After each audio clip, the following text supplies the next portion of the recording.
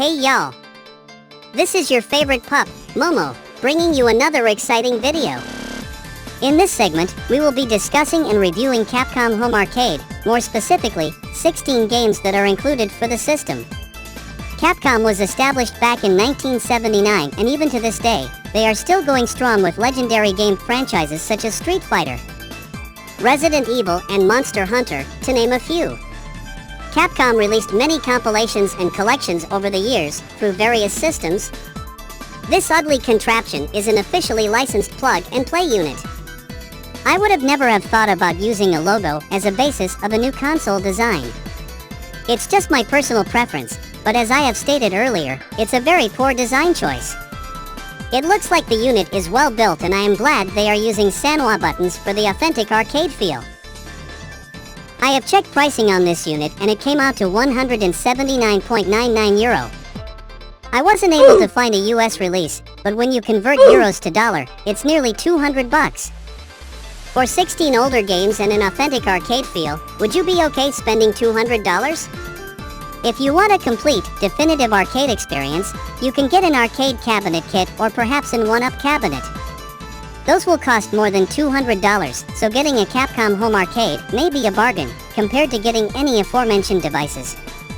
Now, some of you will say, Momo, why don't you just get a cheap Chinese TV box, install EmuELEC, download those 16 ROMs, and then get an arcade stick? That may be a cheaper option, quite frankly. And the fact that this method isn't limited to the 16 Capcom games we are going to review. So with that said, these are 16 games that was included in the Capcom Home Arcade unit. Each game will be reviewed with the standard Momo ratings. Before we get started, please let me know in the comment section if this format works for you guys. I would really appreciate if you can subscribe and hit the like button. More great contents coming weekly. Now, let's ascertain this matter, shall we?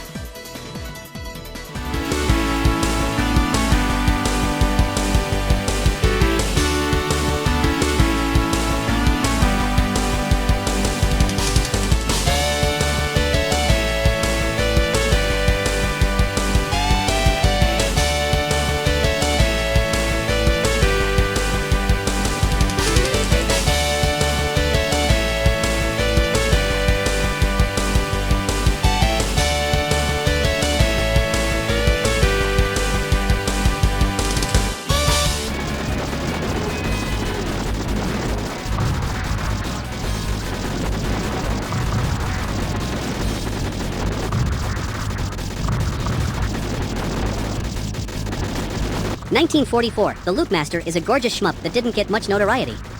This is one of two games that Capcom outsourced to Raising. The other game being Daimahoo, another fantastic game by the way. Capcom's own venerable CPS-2 engine was used to make this masterpiece of a game. This was the first game in the series that was not done in-house by Capcom. The setting of this game is an alternate World War II era. You get that signature Raising craziness in this game, gorgeous graphics, bullet hell like other Rising games. I am glad Capcom decided to add this game to the roster because this game didn't get much love in terms of getting a conversion. There has been one home release prior to Capcom Home Arcade, and that was the now defunct GameTap online subscription service for Windows. If you're a 19XX series fan or just a shmup fan in general, this will keep you well satiated.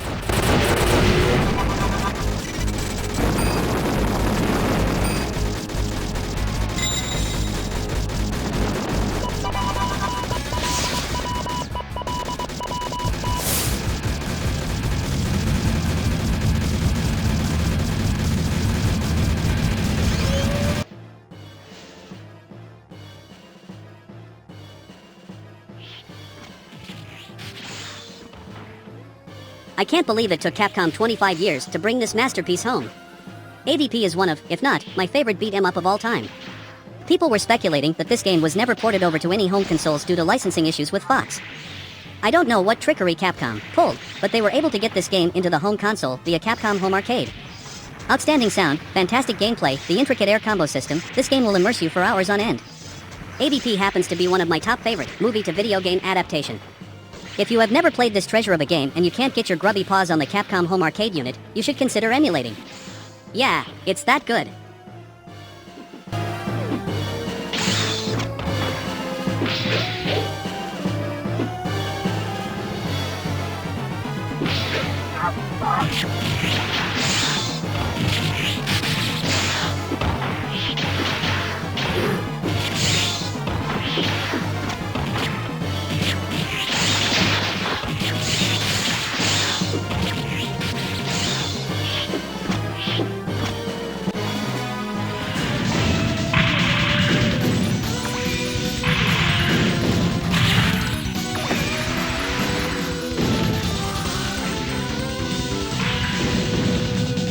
I will say this right now. There's not going to be one single game in this list that will be below a 4 rating. Armored Warrior is another CPS 2 masterpiece by Capcom. The gimmick with this game is that you can use your enemy's weapon parts and attach it on to your mech. I called this game a masterpiece earlier, but honestly, this is one of my lesser favorite game that Capcom produced. Don't get me wrong, it's a great game in its own right, but I would much prefer the previous entry or Final Fight over this game.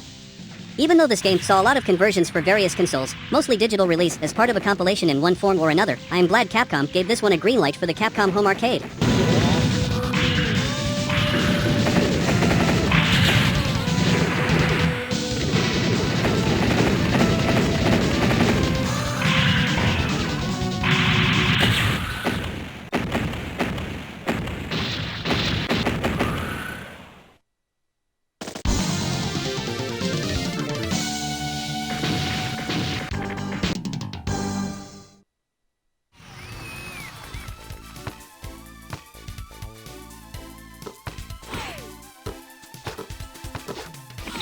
Capcom Sports Club is Capcom's effort into the sports games genre, and the only sports game Capcom ever produced.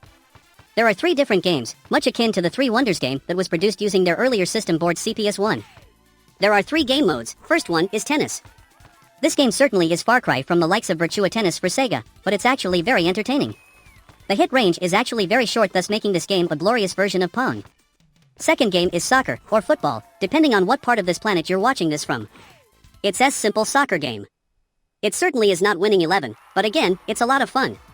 The third and the final game is basketball.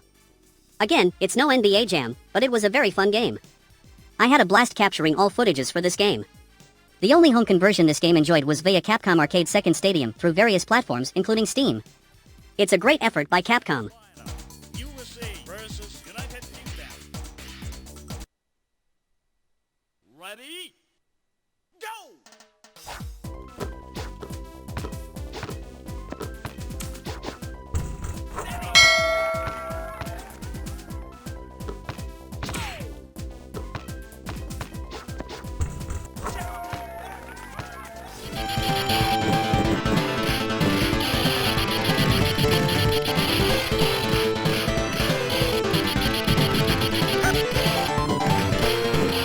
Captain Commando is Capcom's answer to Konami's then modus operandi for player cabinet games.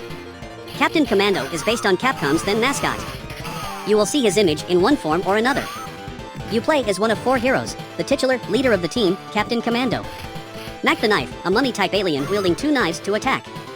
Ginzu the Ninja and Baby Head, a super genius baby that controls a humanoid-type robot that he designed. The plot of the game is simple. Find and destroy the space criminal, Scum Oside. Even though this game was created using a dated CPS-1 engine, this game is still a masterpiece. There have been one 16-bit conversion for the Super Nintendo. It was also featured in various modern systems as part of bundles. This game is a gem, and if beat-em-ups is your type of game, you will definitely want to give this one a go.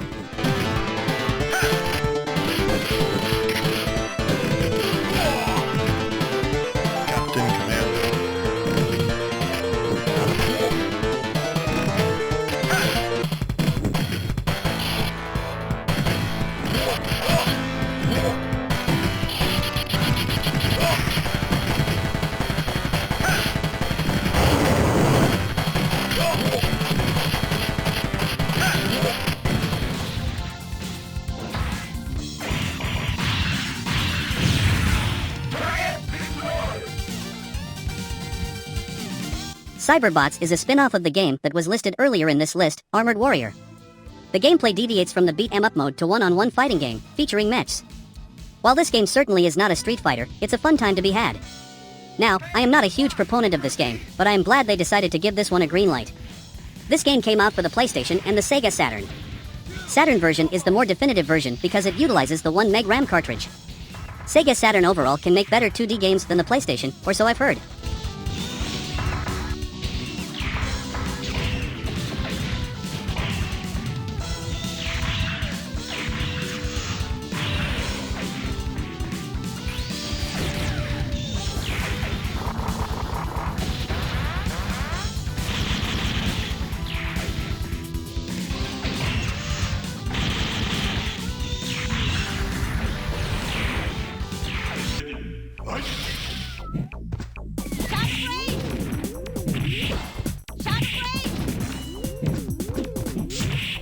Darkstalkers is another major fighting franchise Capcom created.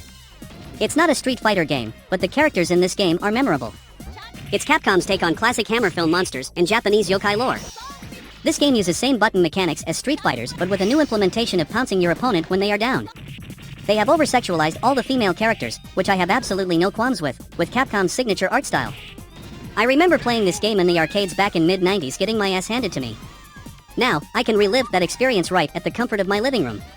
There have been numerous home conversions of this game, but the most notable one and the one I am sure you all remember are for the PlayStation. It's a fantastic, near-arcade perfect port. Yes, there's loading time, but it would have been a disaster if Capcom decided to make a 16-bit conversion. I am glad they've waited. This is a fantastic game. I am wondering if they will release all the subsequent Darkstalkers games in the next iteration of the Capcom Home Arcade, ?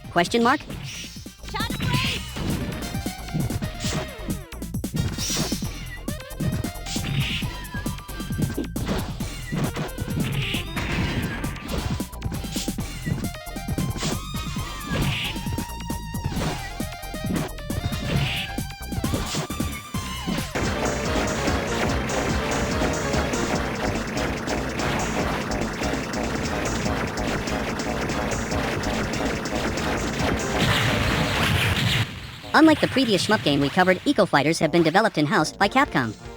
This game is a more cutesy take of a game from the same company called Forgotten Worlds. Both games have 8-way shooting mechanics. Come to think of it, that's the only similarity. This game was developed by the same team who was responsible for Mega Man arcade games, which we will get to later in this video. I guess you can consider this game a PSA, teaching kids to be eco-friendly. Thankfully, this game is really good while trying to virtue signal, unlike Wally Bear and the No Gang for the NES, where the game really sucks and tries to virtue signal. I can't believe I made that comparison. There have been home conversions of this game for the PS2, Xbox and Sony PSP as part of the Capcom Classics Collection compilation. This is a very enjoyable game and one of my favorite shmups.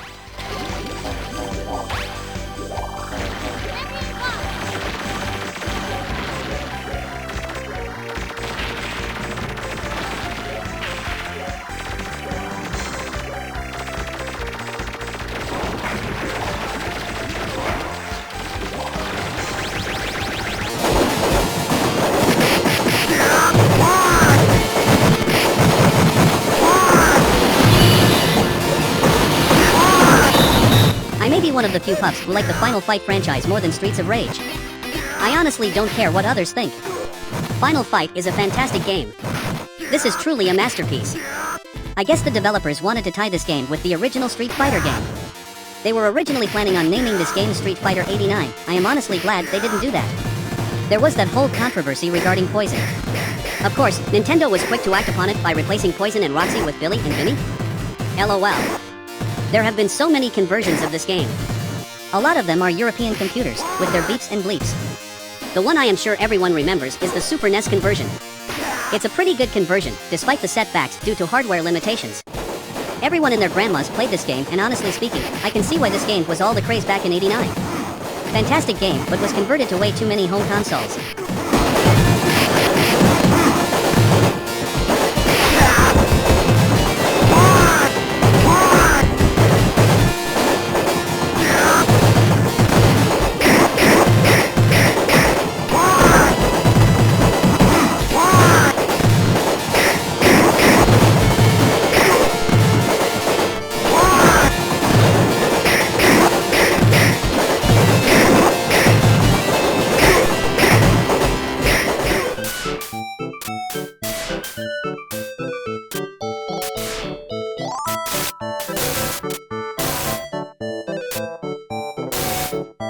This is the oldest game on this list, dating back to 1988. Ghouls N Ghosts is sequel to a more notable game called Ghosts and Goblins.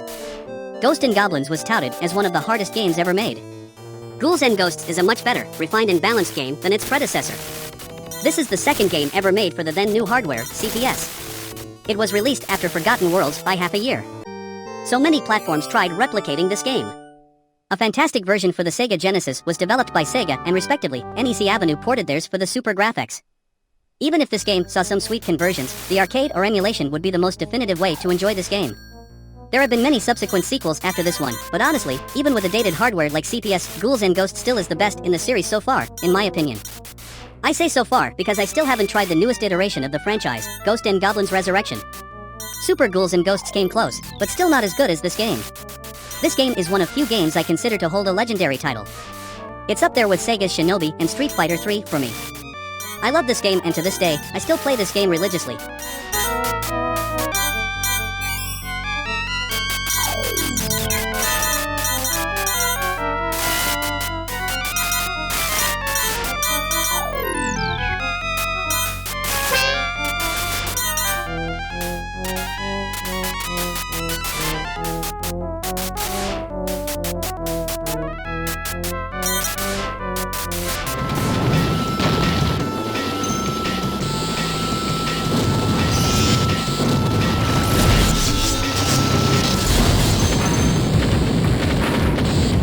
Another fine example of awesome outsourced game. Giga Wing was developed by a company I am sure most of you never heard of called Takumi Corp. They specialize in shmup games. This company was made into fruition after Toaplan was disbanded due to bankruptcy by a handful of ex-Toaplan employees. Takumi usually developed games for other companies like Cave, 18, and Capcom. The claim to fame for this game is the parry system, where you generate a barrier to repel enemy projectiles. It's super addicting if you pull it off right. This happens to be one of my favorite shooters, of course can't compare to my beloved Truxton 2 and Dodonpachi. Anywho, I love shooters in general. I know I am not as hardcore as Shmup Junkie, but I can appreciate a good shmup here and there. This game is a fine example of how to formulaically craft a really good shmup. This game enjoyed one arcade to home conversion under its belt. There's a near perfect port for the Sega Dreamcast. It's good to see a perfect port for the Capcom Home Arcade, but let's be honest here folks, it's really emulating a game with its respectable ROM file. Nothing more.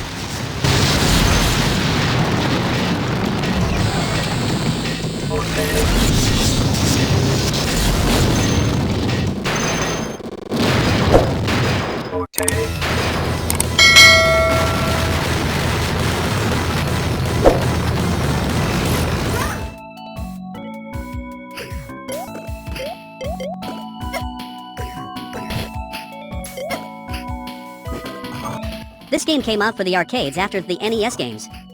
It's usually the other way around, and I make a huge deal about it. Konami did the same with Haunted Castle, after seeing how popular their IPs were on the NES format. So this game is essentially a glorified boss rush mode, truncated into one arcade package. It's quite addicting. You need to rely on memorization, specific loadouts, and reflexes to really enjoy this game. This game rounds off some of bosses from Mega Man games up to 7. You get to choose from 3 players: the titular hero, Mega Man, Proto Man, and Bass. This game came out on various home translations as part of a compilation of sort, but this game was never ported to any 16-bit consoles or below. This is one game that is not talked about very much, but if you have the opportunity to experience this game, whether it's through any compilations or emulation, I strongly urge you to try it.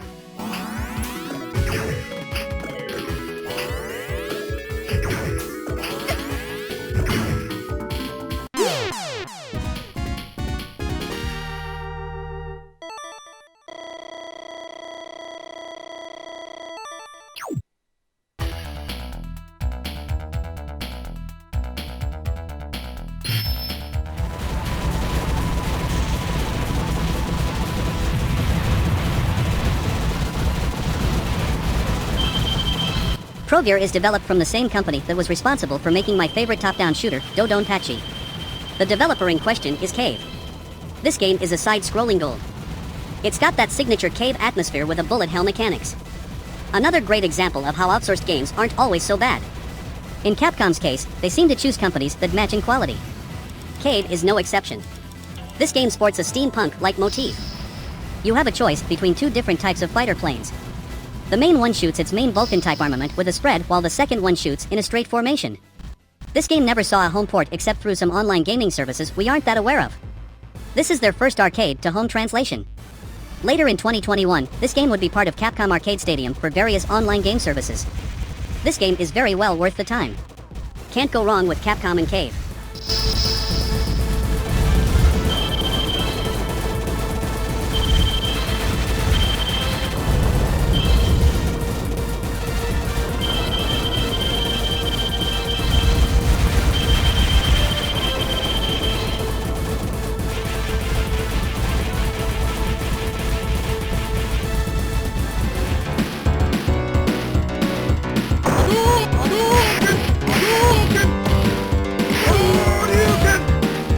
The game that changed the meta and one of the most iconic games ever created. Street Fighter 2 Hyper Fighting is an update to the uber venerable Street Fighter 2. In Japan, this game is simply called Street Fighter 2 Turbo. I don't know why they've decided to make it Hyper Fighting. I mean, we understand what Turbo is. Just make it succinct. Sounds cooler too. Anyway, I digress. I remember getting this game for the Super NES, oddly has the Super moniker, here in the US. I remember back when I had friends, I would invite them over and would play the shit out of this game in our 42-inch Toshiba TV.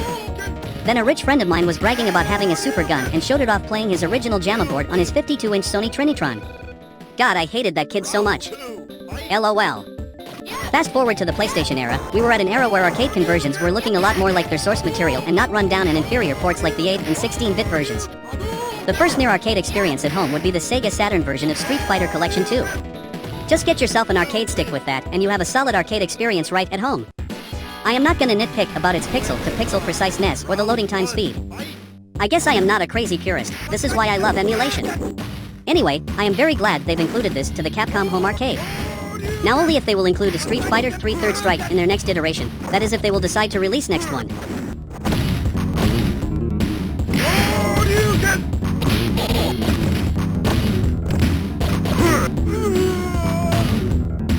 You win. Round 2, fight.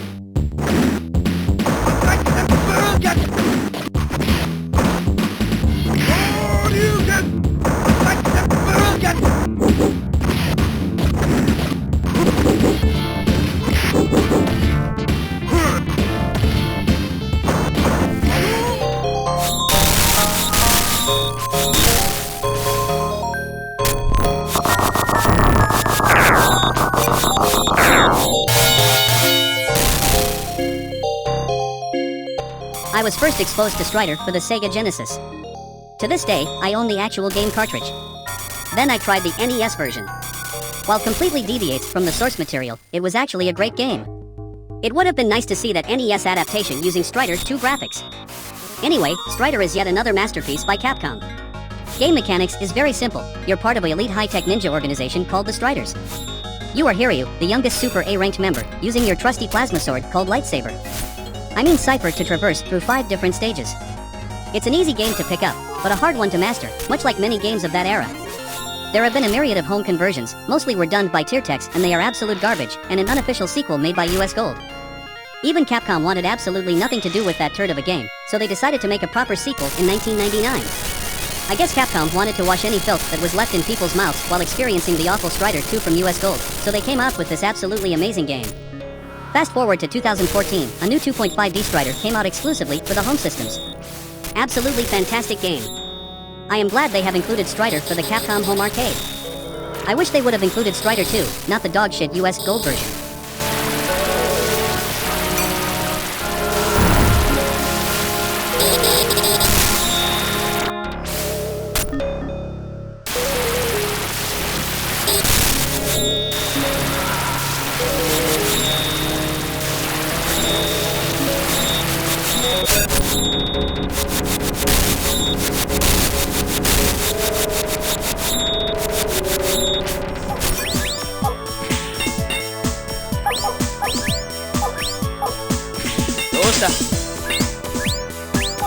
Another obligatory puzzle game. It's a puzzle game I really enjoy. Adding super deformed chibi Street Fighter characters is a real plus. This game is quite addicting and will bring you hours of fun. I will not lie, I wish they would have added a different game in lieu of this one, maybe a CPS3 game, perhaps? Hell, an awesome game called Magic Sword would have been a much better choice than this, but for what it's worth, this game is a great game.